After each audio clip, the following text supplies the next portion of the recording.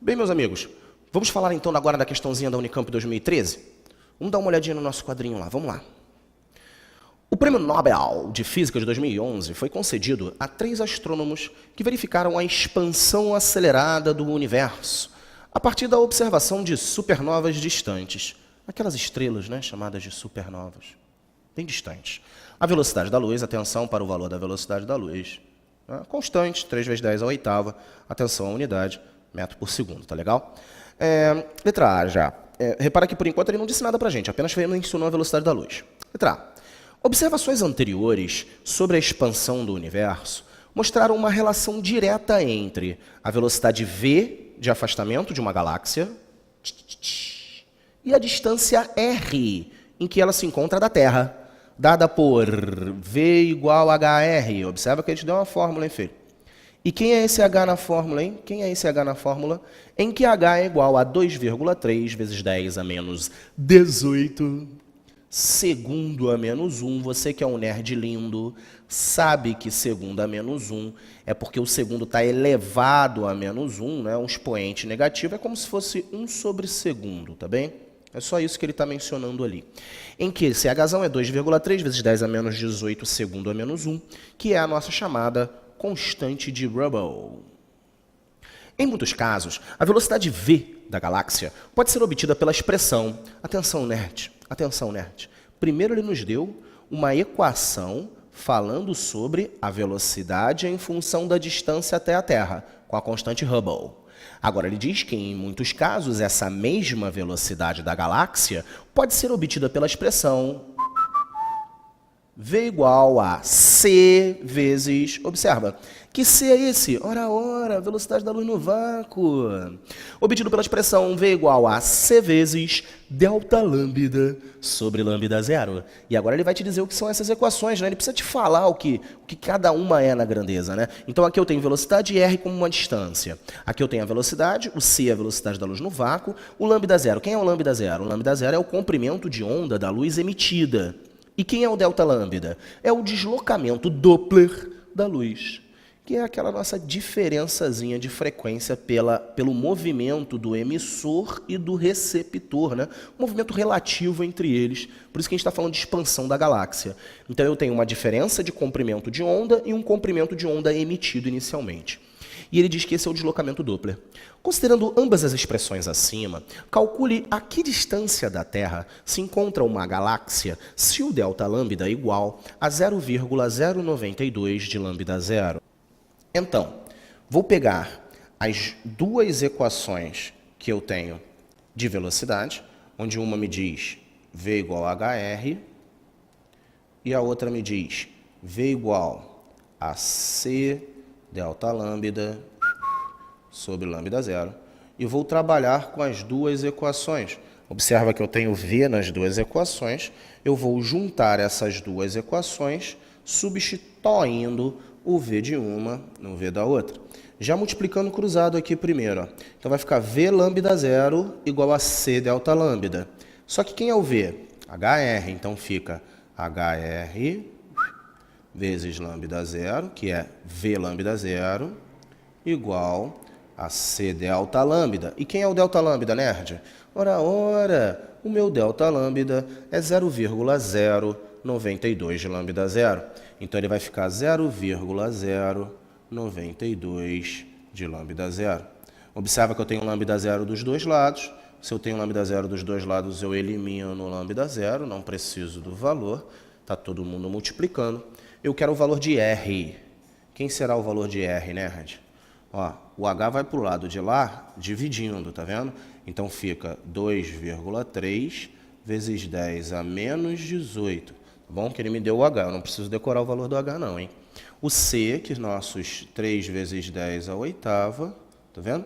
Vezes 92 vezes 10 a menos 3. Eu agora vou dar uma ajeitadinha aqui, ó. O que sobrou aqui, ó? Aqui sobrou 3 vezes 92 divididos por 2,3. Tá vendo? E potência de 10. O que sobrou de potência de 10? Sobrou 10 à oitava vezes 10 a menos 3 divididos por 10 a menos 18. Tá Vendo lá? Eu agora vou resolver primeiro o número, depois a potência de 10. Primeiro isso aqui, ó. Esse número zeco aqui, ó. Quando deu esse número zeco? 120. E essa potência de 10 aqui, filhote? Tudo isso aqui, ó. Quanto é que vai dar tudo isso aqui, ó? Primeiro vamos fazer o de cima, né? 10 à oitava vezes 10 a menos 3 dá 10 a 5. Tá vendo? Esse 10 a menos 18, quando sobe, ele sobe com expoente positivo. 10 a 18 com 10 a 5, 10 a 23. Então eu tenho 120 vezes 10 a 23. Dando uma ajeitadinha ali, vai ficar assim, ó. Logo, Rzinho igual 120 vezes 10 a 23, ou então 1,2 vezes 10 a 25 metros. Show! Na letra B ele diz assim: uma supernova, ao explodir, libera para o espaço massa em forma de energia, de acordo com a expressão, que aliás, muito bem conhecida, a expressão E igual a mc ao quadrado, né? E de energia, m de massa, c como sendo a velocidade da luz no vácuo. Aí agora ele diz assim: numa explosão de supernova, foram liberados 3,24 vezes 10 a 48 joules, de forma que sua massa foi reduzida para uma massa final igual a 4 vezes 10 a 30 quilogramas. Qual era a massa da estrela antes da explosão? Olha, vamos voltar aqui para mim um minutinho. Observa que nós estamos fazendo uma questão um pouco diferente daquela coisa tradicional de sala de aula. É difícil você, em sala de aula, falar sobre constante Hubble e você falar um pouco sobre essa equação do E igual a mc ao quadrado. Então, nós estamos fazendo uma questão que ela envolve um raciocínio muito mais moderno, falando sobre dois conceitos bem mais modernos. A nossa única ideia para a questão é resolver o que nos foi proposto. A gente não precisa discutir nenhuma teoria em cima dessa relatividade que a gente está falando da equação, muito menos dessa expansão em relação ao Doppler. Eu estou simplesmente pegando e aplicando aquilo que a questão me impôs. Ela me deu equações, me deu valores e está pedindo para eu fazer uma análise em relação a esses valores. Então, nessa letra B, eu vou pegar aquela equação de energia e trabalhar com ela em cima do que me foi dado. Agora, atenção, relação dessa massa. Volta para o quadrinho comigo. Ele quer saber qual era a massa da estrela antes da explosão. Bom, não esqueça que essa energia, observa só, numa explosão de supernova foram liberados 3,24 vezes 10 a 48 joules, né? Porque eu acabei dando uma rabiscada ali. Então, acabei perdendo o expoente ali, mas é 10 a 48. Então, eu tenho uma energia liberada de 3,24 vezes 10 a 48. Com essa velocidade da luz que eu já sei, lembra quanto era a velocidade da luz que foi dada lá do outro lado? Era os nossos 3 vezes 10 a oitava metros por segundo. Observe que está no sistema internacional, joule, metro por segundo, eu acho a massa em quilograma. Então, eu vou pegar a minha equação de energia do nosso lindo Einstein. A energia vai ficar 3,24 vezes 10 a 48 igual a massa. Observa que, como nós estamos trabalhando com uma energia que foi liberada, essa massa ela com certeza foi liberada também, né? Se for uma massa liberada de velocidade 3 vezes 10 a oitava ao quadrado. 3,24, vamos repetir aqui embaixo, né? 3,24 vezes 10 a 48, igual a massa que foi liberada vezes o quadradex, 9 vezes 10 a 16. Filhão, conta, filhão. A massa será igual a 3,24 divididos por 9 vezes 10 a 48 vezes 10 a menos 16. Opa, fiz muito rápido. Mas o que eu fiz lá? Ó? Eu peguei o 9 vezes 10 a 16 e joguei para o outro lado dividindo. Aí ficou 3,24 divididos por 9, que, aliás, você que é um cabra bom, tu já fez a conta aí de cabeça que eu sei. Tu fez essa conta aqui, dá 0,36. Isso aí, filhote. E o 10 a 16 veio para baixo dividindo, subiu com expoente negativo, tá vendo? Então, isso aqui, ó, 10 a 48 com 10 a menos 16, dá 10 a 32. Que é essa?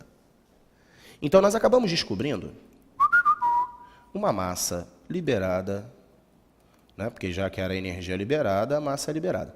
Uma massa liberada de 0,36 vezes 10 a 32. Observa uma coisa. Lá no enunciado, ele tinha dado para a gente aquela massazinha ali de 4 vezes 10 a 30. Você viu aqui? Ó? 4 vezes 10 a 30 quilogramas. Eu vou ter que fazer uma relação das massas. Então, eu já vou começar a brincar aqui na potência de 10. Ao invés de escrever 0,36, ao invés de escrever 3,6, tá vendo? Eu vou escrever 36. Vai ficar 36 vezes 10 a quanto? Adivinha? A 30. Sistema Internacional, quilogramas. O que ele pediu para a gente foi para a gente descobrir qual era a massa da estrela antes da explosão. Ou seja, a massa inicial, né? Quem é a massa inicial? A massa inicial, ela será igual à massa final, que ficou, né? Mas, porque ele fala assim, ó, sabendo que a forma, né, de forma que sua massa foi reduzida, é a massa final, reduziu para isso, mas o que você liberou, né? A massa inicial, ela tem que ser o que ficou, que é essa massa final que sobrou, mais a massa liberada. Então, a massa inicial, ela será igual à massa final, que sobrou, que foi os 4 vezes 10 a 30, mais a massa liberada, que foi de 36 vezes 10 a 30. Como nós temos mesma potência de 10, tá vendo? 10 a 30 dos dois lados, tá vendo? 36 mais 4. Eu vou ter uma massa inicial, então, de 40 vezes 10 a 30, ou então, para ficar bonito, eu vou ter uma massa inicial de 4 vezes 10 a 31 quilogramas.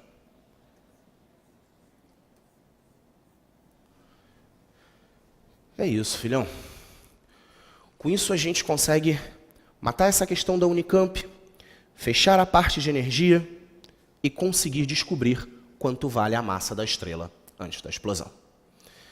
Um bom preparo para vocês. Daqui a pouco a gente tem outro bloco falando sobre outras questões Unicamp, outras questões da Universidade de Londrina. Daqui a pouco a gente se vê de novo. Aquele abraço para você, nerd. Foquem